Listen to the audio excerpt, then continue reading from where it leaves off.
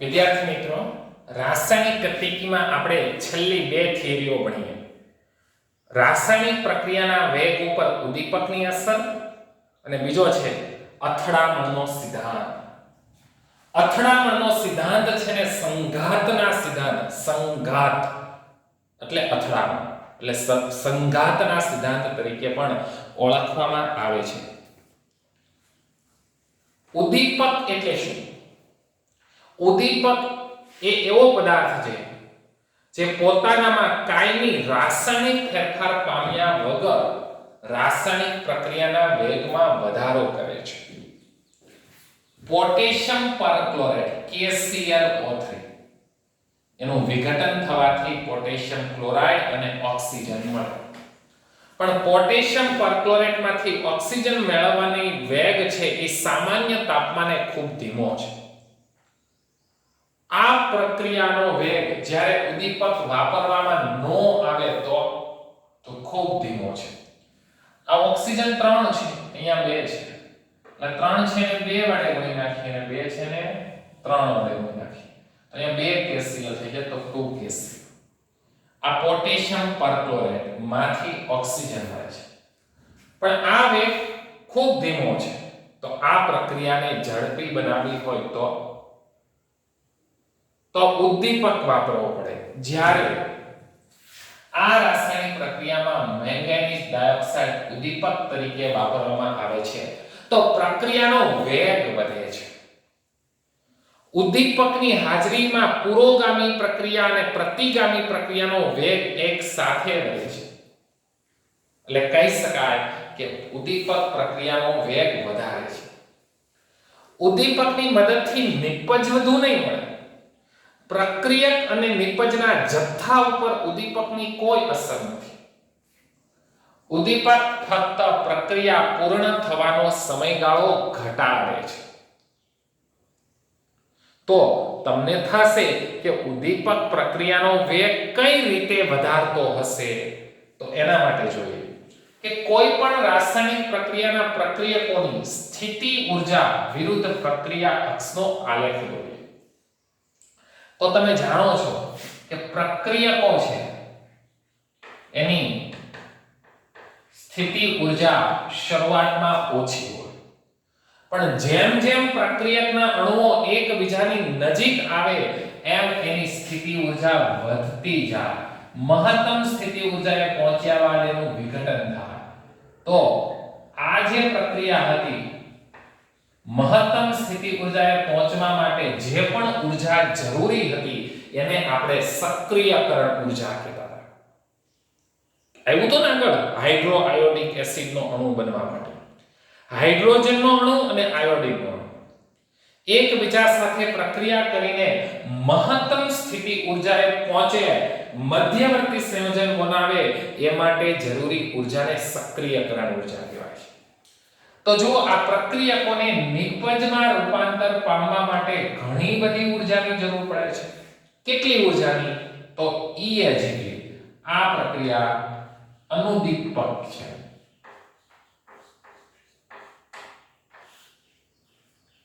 ઉદ્દીપક વગર થાય છે એટલે આટલી બધી ઊર્જાની જરૂર પડે છે.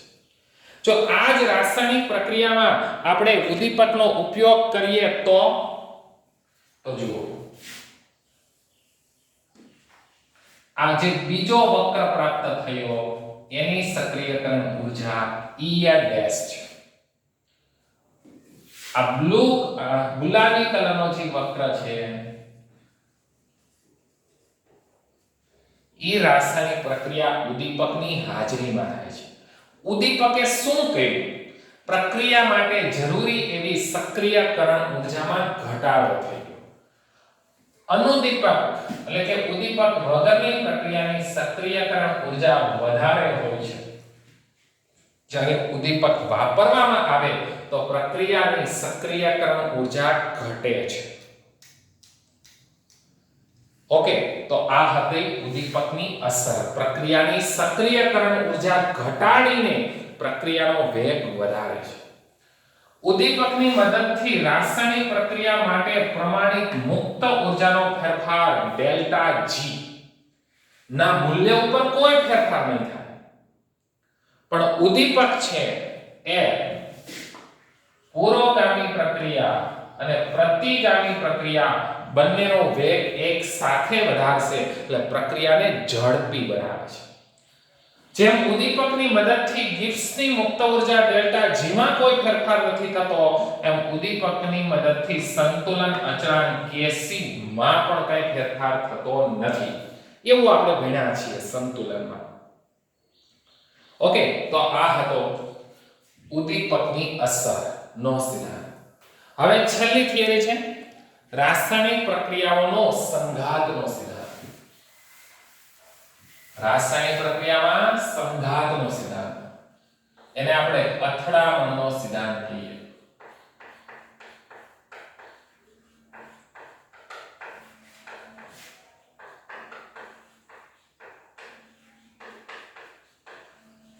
કે કોઈ પણ રાસાયણિક પ્રક્રિયા સરળતાથી થતી નથી. ઘણા બધા પ્રક્રિયકો છે પણ એકબીજા સાથે જોડાય અને નિપજ મળે એવું જરૂરી નથી. કારણ કે પ્રક્રિયા થવા માટે અમુક શરતોનું પાલન થવું જોઈએ. પ્રક્રિયા થવા માટે શું શું જરૂરી બાબતો છે એ આપણને અથડામણનો સિદ્ધાંત શીખવાડે છે. આરએનએસ નું સમીકરણ ઘણા વિશાળ સંજોગોમાં લાગુ પાડી શકાય છે, પરંતુ સંઘાતનો સિદ્ધાંત મેક્સ સ્ટ્રોઝ અને વિલિયમ લુઇસ નામના વૈજ્ઞાનિકો દ્વારા રજૂ કરવામાં આવ્યો. મેક્સ સ્ટ્રોઝ અને વિલિયમ લુઇસ.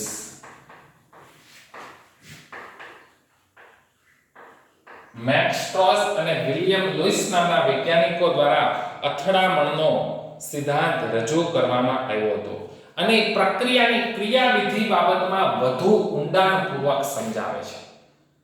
વર્ષોથી વાતાવરણમાં નાઇટ્રોજન અને ઓક્સિજન વાયુ ભેગા છે છતાં એકબીજા સાથે જોડાતા નથી. પ્રક્રિયા થઈને નાઇટ્રોજન ઓક્સાઇડ બનતો નથી. નહીં તો એવું થાય તો શું થાય? વાતાવરણમાં ઓક્સિજન વપરાવા માટે, શ્વાસ માટેનો જરૂરી ઓક્સિજન ઘટે, ખૂટી જાય, ઓછો થઈ જાય. વાયુઓની ગતિ ઉર્જા પર આધારિત સિદ્ધાંત અને અથડામણનો સિદ્ધાંત કહેવાય. કે પ્રક્રિયા થવા માટે કઈ કઈ બાબતો જરૂરી છે. તો અથડામણના સિદ્ધાંતમાં જે પ્રક્રિયક છે એને ગોળા સ્વરૂપે કલ્પવામાં આવે છે. પ્રક્રિયકને ગોળા સ્વરૂપે કલ્પવામાં આવે છે. પ્રક્રિયકના અણુઓ છે સખત ગોળાઓ છે અને એની પાસે પૂરતી ગતિ ઉર્જા હોય તો જ એકબીજાની નજીક આવી શકે.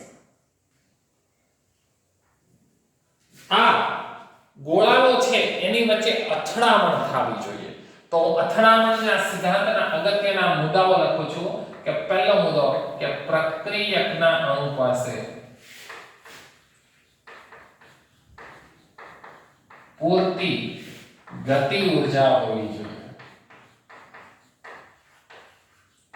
પૂરતી ગતિ ઉર્જા ધરાવતા અણુઓ જ રાસાયણિક પ્રક્રિયામાં ભાગ લઈ શકે.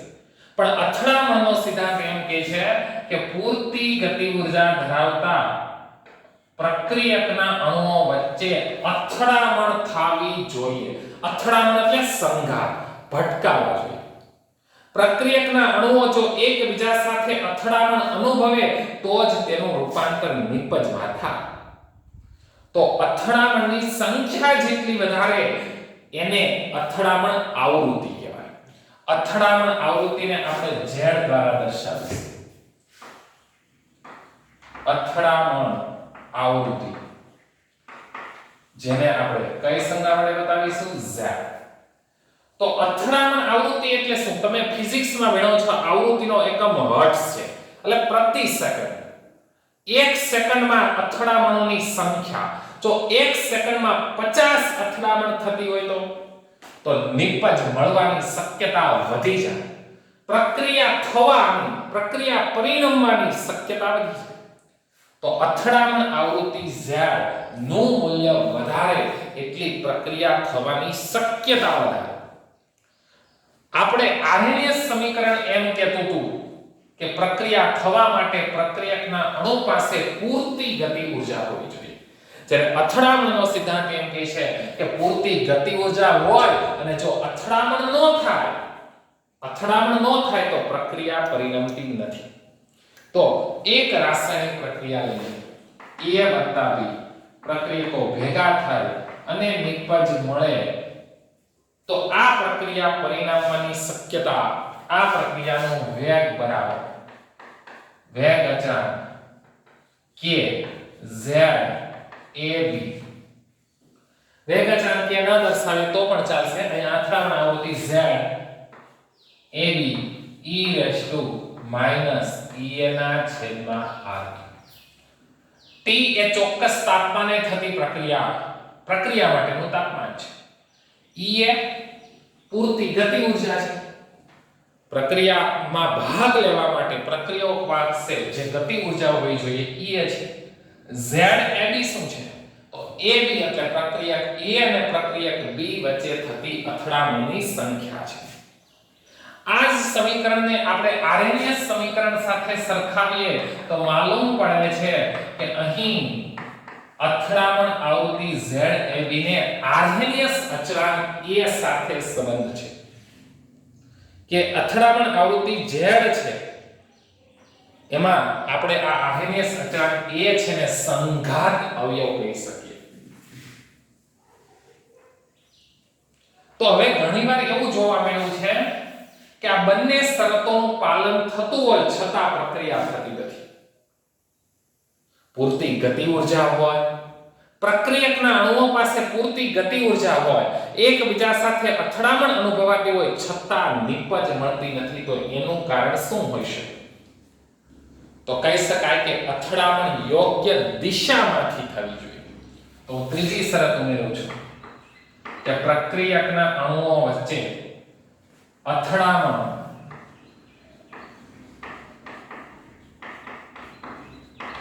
યોગ્ય દિશામાંથી થવી જોઈએ. યોગ્ય દિશામાંથી અથડામણ થાય તો જ આપણને નિપજ મળે. ઉદાહરણ તરીકે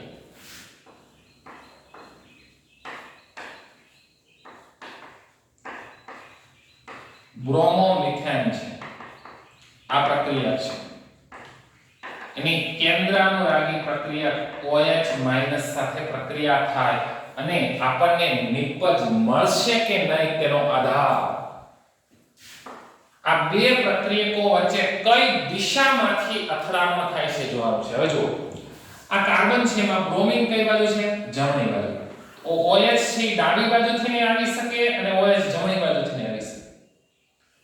તો ધારો કે આ સમતલ છે, તો આમાં આ છે કાર્બન છે, હાઇડ્રોજન અહીંયા છે, હાઇડ્રોજન અહીંયા છે, હાઇડ્રોજન અહીંયા છે. હવે બ્રોમિન અહીંયા આગળના ભાગમાં છે.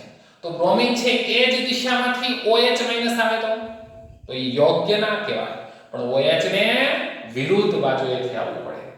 એટલે જુઓ કાર્બન, આ હાઇડ્રોજન, આ હાઇડ્રોજન, આ હાઇડ્રોજન, આ જે દિશામાં બ્રોમિન છે એ જ દિશામાંથી OH- જોડાય તો એને શું કહેવાય? અયોગ્ય દિક વિન્યાસ. એટલે કે યોગ્ય રસ્તામાંથી જોડાણ થતું નથી.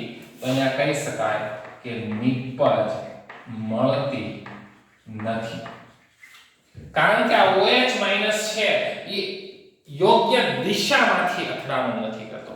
હવે બીજો રસ્તો લઈએ તો એને શું કહેવાય? યોગ્ય દિક વિન્યાસ. યોગ્ય દિશામાંથી અથડામણ. માનો કે કાર્બનની પાસે હાઇડ્રોજન, હાઇડ્રોજન અને હાઇડ્રોજન.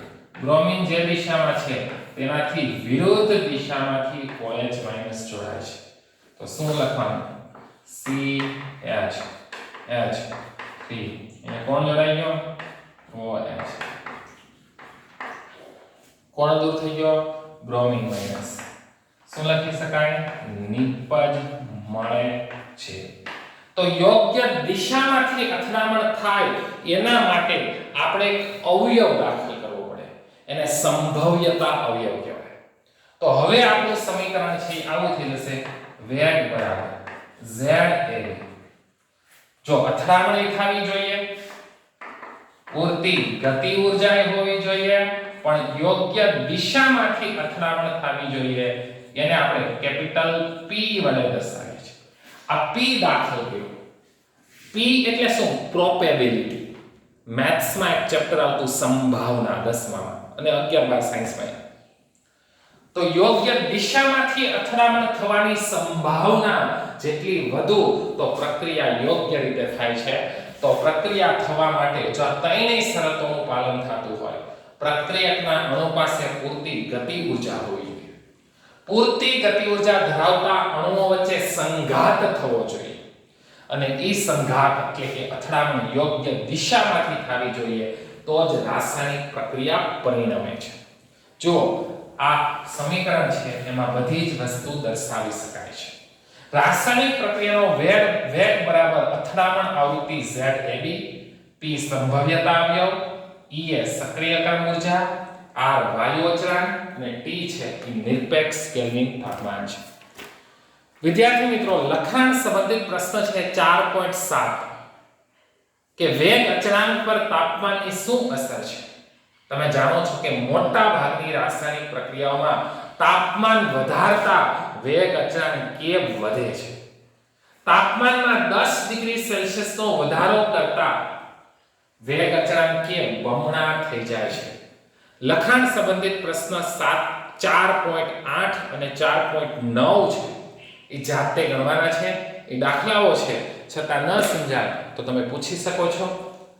મહત્વનું ચેપ્ટર અને હાવ પહેલું ચેપ્ટર રાસાયણિક ગતિકી કોન્સેપ્ટ ઉપર આધારિત છે, નહીં કે ગોખવા ઉપર. સ્વાધ્યાયના તમામ દાખલાઓ સોલ્વ કરવાના છે, એમાં પણ તમને સમજ ના પડે તો પૂછી શકો છો. અસ્તુ.